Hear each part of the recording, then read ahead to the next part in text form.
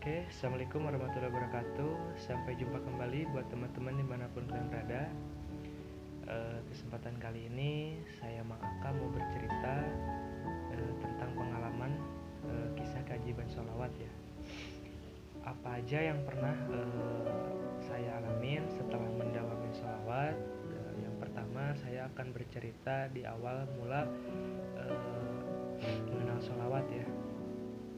Jadi pertama kali mengenal sholawat itu saya jujur aja tidak pernah yang namanya bukan tidak pernah ya, mungkin bolong-bolong lah ya kalau menjalankan sholat lima waktu ataupun lagi tidak menjalankan perintah-perintahnya dan masih menjalankan segala larangannya lah gitu ya, kasar nama gitu. Nah jadi awal kisahnya mengenal sholawat itu membuat saya, membimbing saya menjadi orang lebih baik, tentunya lebih mengenal lagi tentang ilmu agama ataupun perintah-perintahnya yang tadinya mungkin hikmah dan keberkahannya mungkin ya yang pernah awal datang kepada kehidupan saya sebelum keberkahan yang berlimpah ruah itu. Yang pertama, dengan berkahnya sholawat saya bisa mengenal yang namanya sholat lima waktu. Yang pertama itu, yang kedua punya sifat menerima dalam segi apapun keadaannya gitu. Karena yang saya rasakan waktu dulu itu, karena yang saya rasakan adalah yang saya ikuti adalah ego dan emosi. Ketika saya punya rasa marah, misalkan marah gitu ya, ya marahnya aja gitu ya kita lihatkan gitu. Tapi setelah mengenal sholawat, alhamdulillah saya bisa membaca dulu setiap permasalahan, setiap ujian, dan sambil berdoa sama Allah, dan solusinya Allah selalu mudahkan gitu. Dengan keberkahannya sholawat yang saya sering dawamin, awalnya iseng, cuman sambil jalan gitu ya, sambil bawa motor, sambil di pekerjaan, atau misalnya lagi santai-santai gitu ya. Sholawat yang saya awal mengenal sholawat itu adalah sholawat Jibril ya, yang pernah mengetuk hati saya. Mungkin di situ awal hikmah Allah berikan awal keberkahan kepada kehidupan saya. Oke, awal mulanya seperti itu, dan alhamdulillah dengan seiringnya waktu salawatnya mulai diistiqomahkan, mulai dijalankan setiap hari gitu ya. Dan tentunya karena saya pernah mendengar dari Ustadz Yusuf Mansur bahwa kalau kita punya hajat itu harus dengan sungguh-sungguh gitu. Jadi kalau misalkan kita udah sholawat tapi kita masih ngelakuin hal-hal yang buruk, sama aja bohong gitu. Nah jadi keseriusan itu harus ada. Yang salah satunya kalau kita udah melakukan sholawat, masa saya nggak menjalankan sholat lima waktu misalkan. Nah di situ motivasi saya jadi terbawa arus ataupun terbawa apa ya, terbawa terbawa pikiran saya, pola pikir saya menjadi ingin menjalankan sholat lima waktu dengan tepat waktu dan tidak pernah meninggalkannya gitu. Walaupun keadaan sedang mendesak, keadaan sedang di perjalanan atau misalkan dimanapun itu, selalu menyempatkan untuk sholat lima waktu ini gitu. Dan setelah saya jalani gitu ya sepanjang menjalankan sholat lima waktu, mulai kenyamanan itu mulai tumbuh gitu ya, keberkahan, jalan mulai kebuka gitu ya, dan arah kehidupan kita harus seperti apa. Nah setelah saya baca terus sholawat, tapi waktu itu sholawat belum belum belum belum belum hitungan ya, belum sampai 1.000 2.000 sampai 10.000 gitu, belum. Tapi baru ya seselawatan aja gitu, semampunya sebisanya gitu ya, cuman gitu. Nah dan saya pernah testimoni kecil kepada Allah. Mungkin Allah mengenalkan saya ilmu itu, hikmahnya awalnya saya mau punya anak. karena saya udah berkeluarga di tahun 2017, dan alhamdulillah di 2019 akhir saya dipercaya sama Allah punya karunia sebuah anak, punya keturunan gitu ya.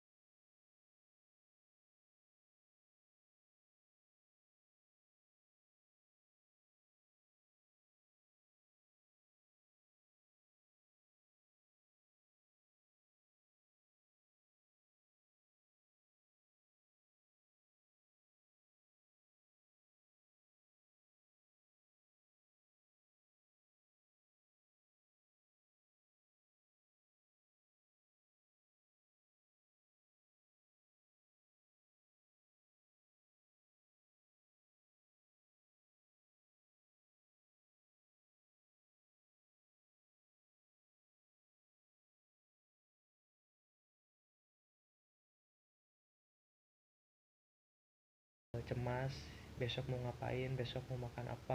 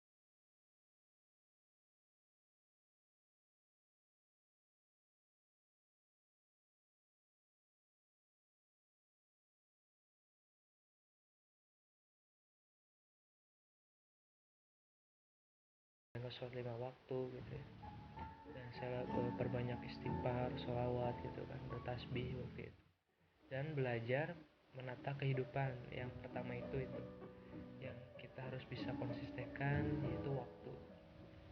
Karena kita suka tidak konsisten dengan waktu gitu. Waktu kita tidur kadang-kadang kita main HP, kadang kita waktu tidur malah main gitu, padahal waktunya tidur. Padahal kalau kita konsisten dalam waktu, insya Allah kehidupan berubah itu akan lebih mudah gitu. Waktunya kita kerja ya fokus kita kerja, waktunya kita tidur ya fokus kita waktunya tidur gitu. Tapi terkadang waktu itu saya tidak bisa mengatur waktu gitu waktu itu. Nah, balik ke keberkahan waktu itu, saya berdoa sama Allah, ya Allah beri hamba keyakinan, beri hamba testimoni, biar hamba lebih cepat lagi gitu ya, lebih yakin lagi padamu, pada ajaranmu gitu ya, pada perintahmu.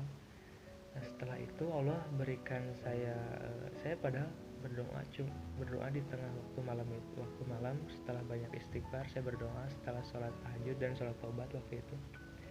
Dan waktu paginya saya tidak sempat meminjam ataupun mau cari uang gitu ya. Cuman saya pikir di pikiran saya bingung besok kalau istri saya lahiran uangnya di mana gitu. Kalau misalkan istri saya apalagi sampai disesar atau apalah gitu ya, cuma ada uang 1 juta gitu waktu itu. 1 juta pun udah mulai habis gitu kan, dipakai ke biaya sehari-hari lah gitu ya, dan kebutuhan beli baju bayi untuk sementara gitu ya pas mau lahiran gitu. saya pulang ke orang tua saya pulang kepada nenek saya, dan sempat nenek saya bercerita bahwa kak, katanya kapan istri mau lahiran, katanya. Kata saya tuh sebentar lagi, katanya. Perkiraan bulan depan, awal bulan depan atau bulan depan akhir. Nah, saya bilang seperti itu, dan tapi saya berkata tanpa saya sadari gitu bahwa ya tadi masih bingung, cek saya teh area kelahiran can boga duit, cek saya teh gitu. Nah, saya cuma ngomong seperti itu, nggak bilang bahwa saya mau minjam gitu. Saya pulang setelah itu, dan 3 hari atau 4 hari ke depan nenek saya nelpon, kak katanya bisa pulang dulu nggak ke sini, ke rumah nenek. Ada uang 4 juta katanya, kalau pakai aja dulu buat persiapan lahiran. Nah, di situ awal Allah berikan saya tambah keyakinan kepada Allah. Tapi saya jujur di situ, oh mungkin ini yang Allah titipkan rezeki kepada saya tanpa saya cari gitu ya, tanpa saya kejar gitu. Di situ Allah titipkan rezeki saya gitu. Nah, di situ saya baru mulai nyadar, oh ternyata rezeki itu tidak cukup dengan kita kerja keras, ya kerja dunia, dan pada akhirnya dunia itu malah tambah jauh gitu, bukan tambah mendekat. Nah, setelah itu Allah berikan ujian kepada saya itu tidak cukup di situ gitu. Setelah mau lahiran, dan karena saya ingat waktu itu Ustaz itu suka dari ceramahnya itu suka banyak bilang sedekah gitu. Nah, saya mulai belajar rutin bersedekah semampunya gitu kan, berapa saya punyanya gitu.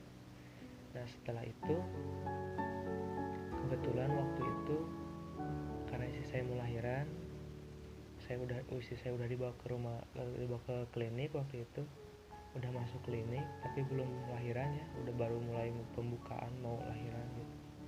Saya sempat ke musola waktu itu, menjalankan sholat duhur waktu itu. Ya Allah, pas kebetulan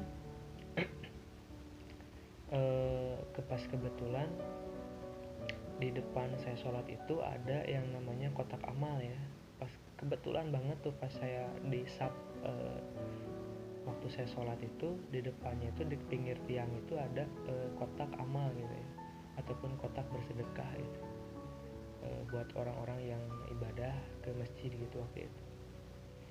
Nah, saya rasa saya mau bersedekah nih gitu setelah sholat gitu. Pas saya lagi sholat, saya kelihatan gitu, saya mau bersedekah. Pas saya cari cek uang di uang receh saya itu nggak ada tasnya, soalnya di klinik gitu kan. Nah, pas itu saya ada di dompet itu uang 100 ribuan, ada 30 lembar ya, 3 juta, karena yang 1 juta saya pegangin ke istri saya gitu. Saya berpikir, ya Allah, saya mau bersedekah. Saya berpikir bahwa yang uang yang di dompet saya juga 100 ribu, ada 30 gitu kan. Saya 100 ribu masukin, ya Allah, istri saya mau lahiran hari ini, tapi saya nggak punya uang gitu. Ini juga uang dikasih sama dikasih jalan sama nenek saya gitu. Alhamdulillah, saya udah masukin uang tersebut 100 ribu waktu itu, saya ingat masukin. Saya pulang ke klinik.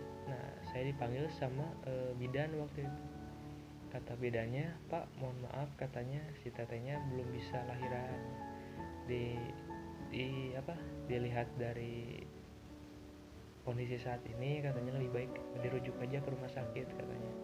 Emang kenapa, kata saya tuh kepada si bidan itu, takutnya ada apa-apa, lebih baik karena peralatannya kurang ini, katanya kurang komplit lah di klinik tersebut gitu. Dan pada akhirnya saya di situ mulai cemas, kalau istri saya bawa ke rumah sakit biayanya pasti tambah gede gitu kan, saya berpikir di situ wah udah panik aja, istri udah nangis aja kan, takut disesar lah apalah gitu kan, apalagi si sesar pasti ngeluarin uang di atas 10 juta gitu kan, uangnya dari mana gitu.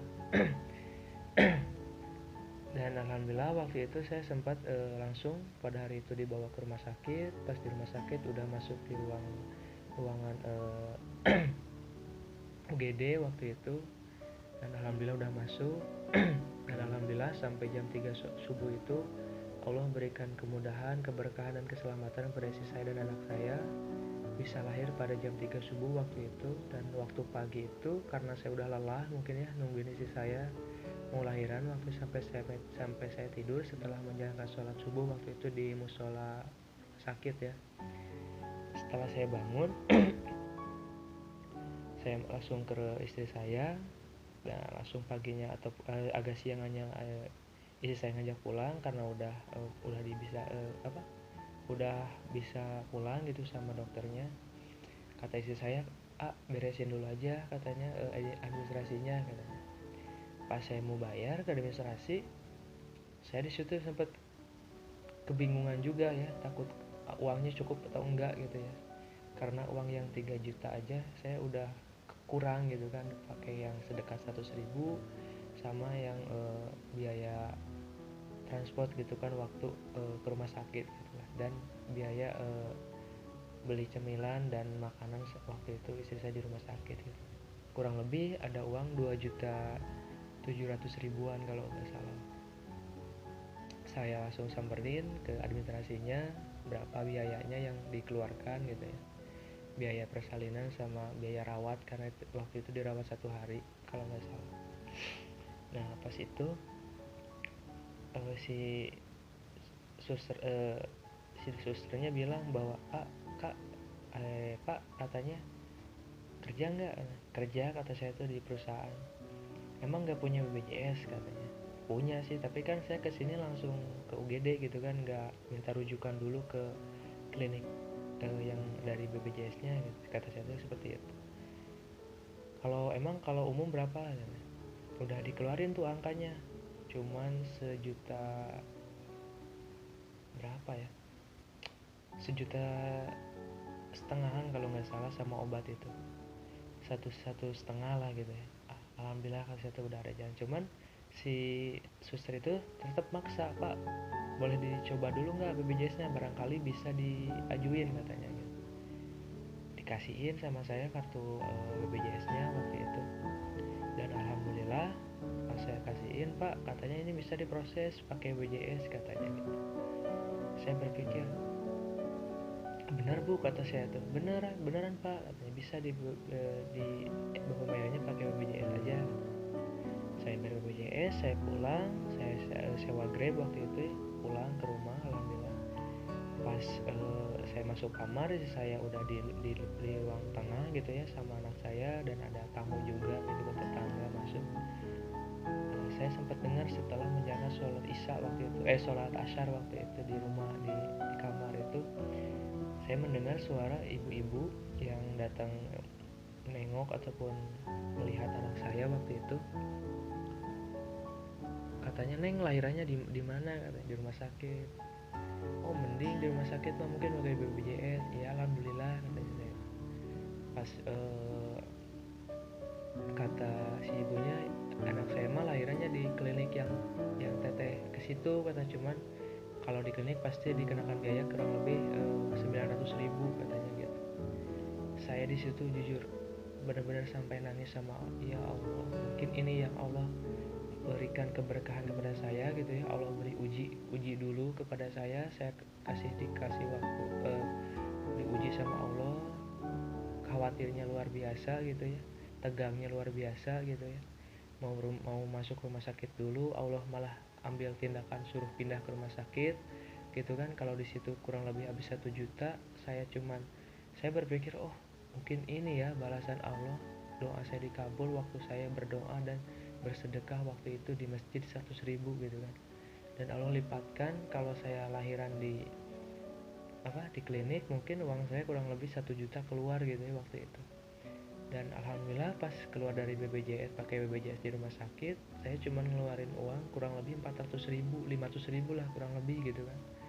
Dan 2,5 juta itu masih utuh gitu di rumah buat biaya syukuran waktu itu.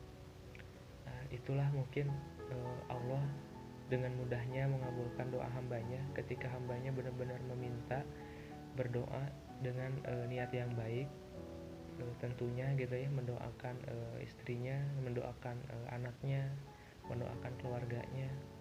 Dan saya kasih saran kepada semuanya dari saya, mungkin saya juga masih banyak kekurangan dalam tahap belajar. Hidup benar-benar dengan penuh kejujuran itu benar-benar nikmatnya luar biasa. Hidup dengan penuh menjalankan perintah-perintah Allah SWT dengan agama yang kita percayai, yaitu agama Islam. Insya Allah gitu ya, keberkahan yang Allah limpahkan itu tidak ada kekurangan buat hambanya. Paling itu yang saya sampaikan. Wabillahi taufiq wal hidayah. Wassalamualaikum warahmatullahi wabarakatuh.